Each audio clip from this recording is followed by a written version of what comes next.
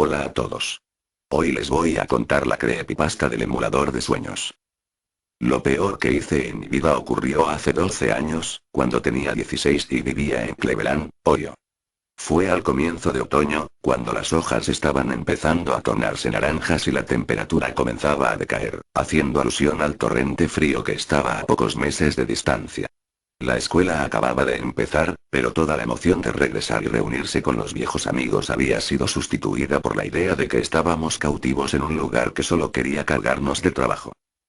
Naturalmente, mis amigos y yo estábamos dispuestos a hacer cualquier cosa con tal de recordar cómo era cuando no teníamos obligaciones, aquellos días de verano libres de responsabilidades.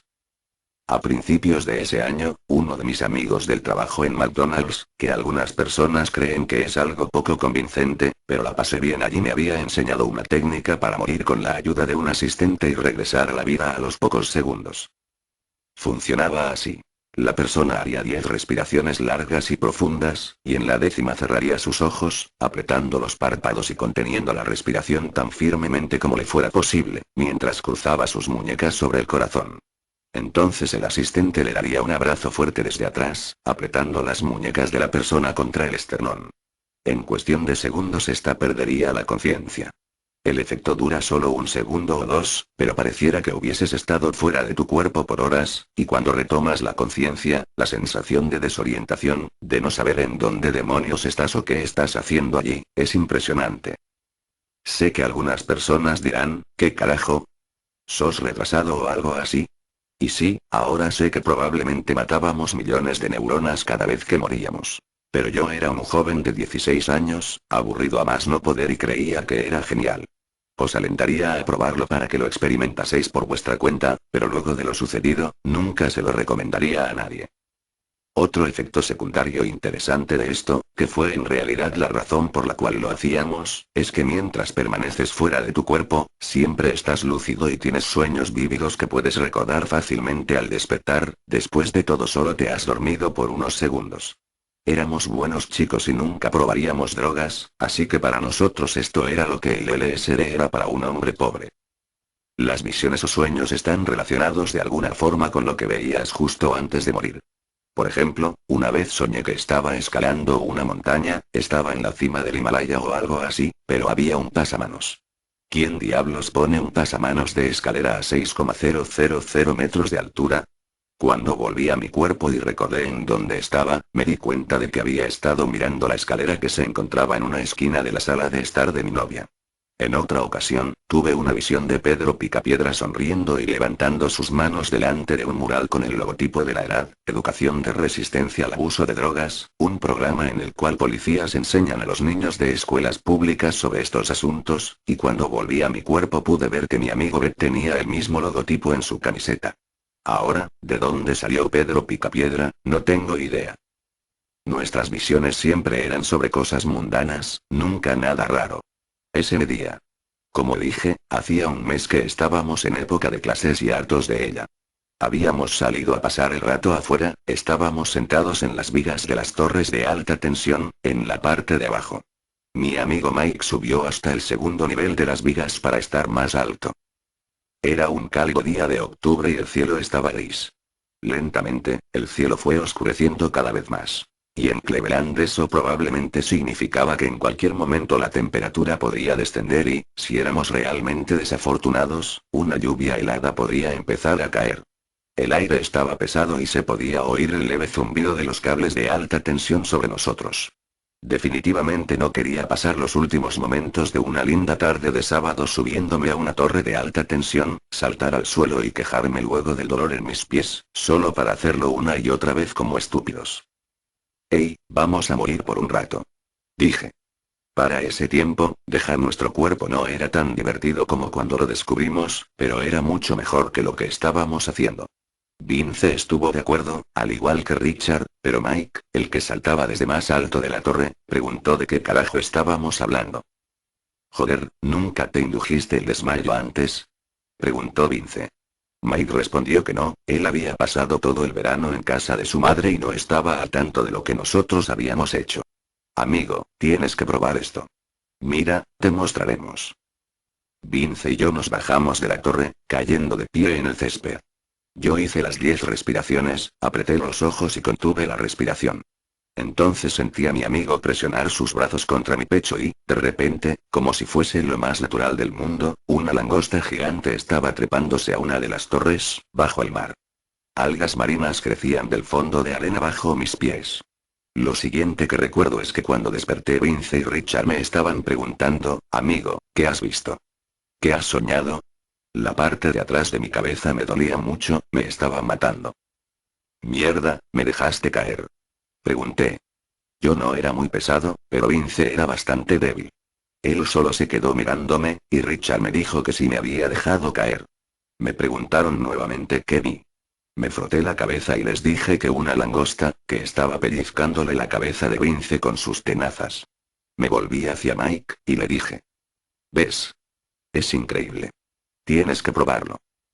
Y una mierda respondió, no me fío lo suficiente de ninguno de ustedes como para hacer eso. Vamos hombre. Tienes que probarlo. No es más peligroso que estar trepado allí. Te prometo que no te dejaré caer como este idiota lo hizo conmigo, le persuadí. Lo consideró por un momento. Luego saltó de donde estaba, se incorporó y dijo. Bien, una vez. Repitió las 10 respiraciones profundas conmigo de asistente para asegurarse de que no lo dejaríamos caer. Contuvo la respiración y yo lo ayudé a caer en ese otro lugar. Sentí el cambio de peso en su cuerpo, y él era un tipo robusto, así que me aseguré de bajarlo lentamente para que no se lastimara. Justo cuando tocó el suelo, volvió en sí. Despertó gritando. Mierda. Mierda. Déjame, aléjate de mí. Gritaba, al tiempo que se levantó de un salto agitando sus brazos alrededor de su cabeza. Todos retrocedimos, con miedo de ser golpeados por su frenesí. Pero más miedo tenía de lo que estaba viendo. Después de unos 7 segundos, el doble de lo que generalmente tardábamos en darnos cuenta de dónde estábamos, se tranquilizó. Mierda, mierda, mierda y jadeaba, respiraba con dificultad, tomando grandes boconadas de aire. Se quedó de pie, encorvado, hasta que cayó de rodillas. Comenzó a mecerse, retorciendo las manos y murmurando. Santa Madre de Dios, ¿qué demonios has visto? Dijo Vince, pero Mike no respondía. Me le acerqué lentamente y a medida que lo hacía, lo escuchaba sollozar en silencio. Eso en nuestro mundo de machos era castigado con la muerte, pero por supuesto, nadie dijo nada.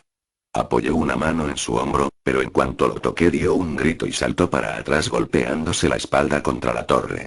Se abrazó a la columna de la torre, mirándonos con los ojos desorbitados, una mirada de terror absoluto. Pensaría quizá que éramos demonios del Averno. Si en algún momento pensé que estaba bromeando, esa mirada me quitó toda duda. Eso, y lo que sucedió después. Ninguno dijo nada. A los 10 minutos Mike se había tranquilizado lo suficiente como para que Richard lo acompañara a su casa. La temperatura había decaído y comenzó a llover.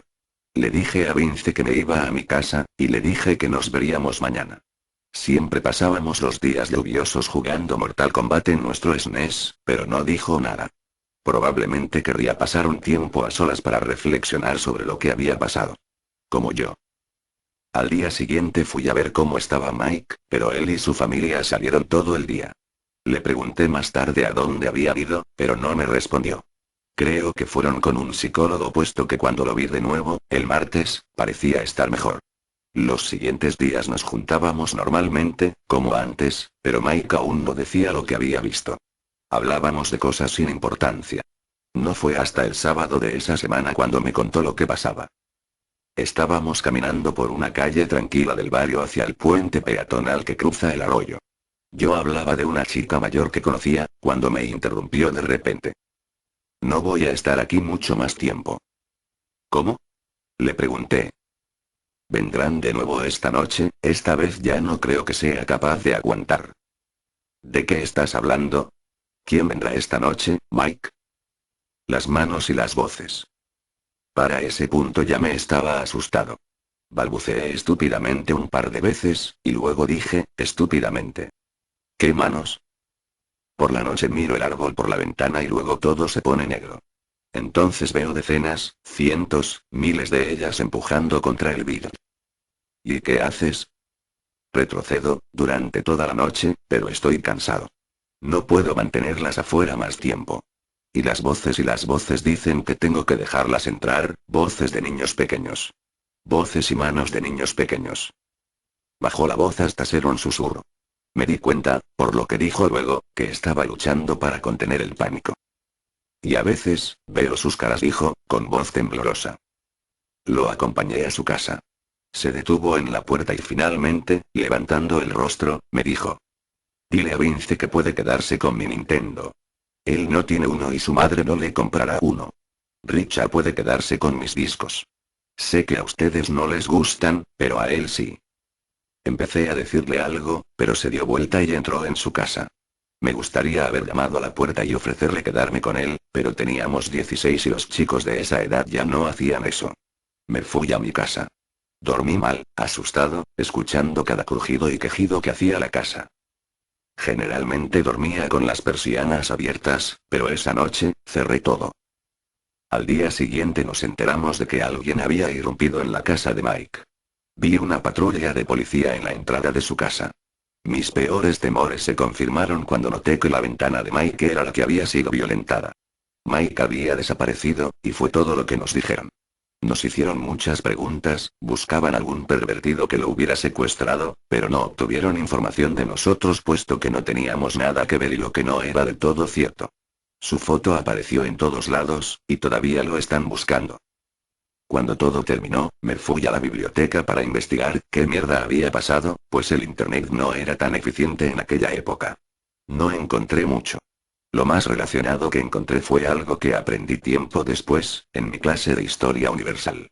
Al parecer, los sacerdotes egipcios usualmente se encerraban a sí mismos en ataúdes el tiempo suficiente para morir, mientras que luego eran resucitados y así podían contar lo que vieron en el inframundo, el tiempo que estuvieron muertos. Solo puedo pensar que por el clima, o por la electricidad en el aire, Mike pudo tener una experiencia más intensa que la nuestra. Tal vez golpearme la cabeza me salvó de lo que él sufrió, no lo sé. Es algo que no termino de entender. A veces acordarme de todo esto, me hace temblar. Bueno, esto es todo, sé que el vídeo no tiene muchas imágenes, espero que les haya gustado.